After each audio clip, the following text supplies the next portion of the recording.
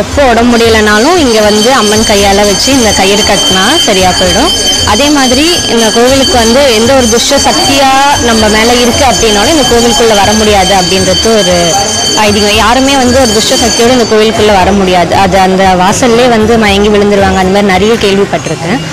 இங்கே வந்து இந்த பணத்தை மந்திரிச்சு இந்த வேப்பிலையை மந்திரிப்பாங்க. பண்ண உடனே வந்து என்ன மாதிரி உடம்பு முடியாமல் இருந்தாலும் கண்டிப்பாக உடனே வந்து ஒரு ரிலீஃப் வந்து இந்த அம்மன் கிட்ட இருந்து கிடைக்கும்.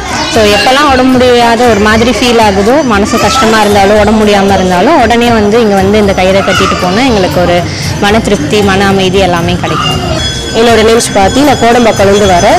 இங்கே கற்கோடி அம்மன் கோவிலுக்கு வந்திருக்கோம். நாங்கள் என்னோட வேண்டுதலுக்காக வந்திருக்கேன். என்ன வேண்டுதல்னா, நான் என்னோட லைஃப்பில் சக்ஸஸ் ஆகணும், வீடு கட்டணும், உடனே நல்லா இருக்கணும், படிப்பில் நல்லா படிக்கணும் அப்படின்னு சொல்லிட்டு வந்திருக்கேன். அம்மன் வந்து பார்த்துருக்கோம், நல்லா அலங்கரிச்சிருக்காங்க, பீஸ்ஃபுல்லாக இருக்குது. நான் வேண்டுதல் முடிஞ்சு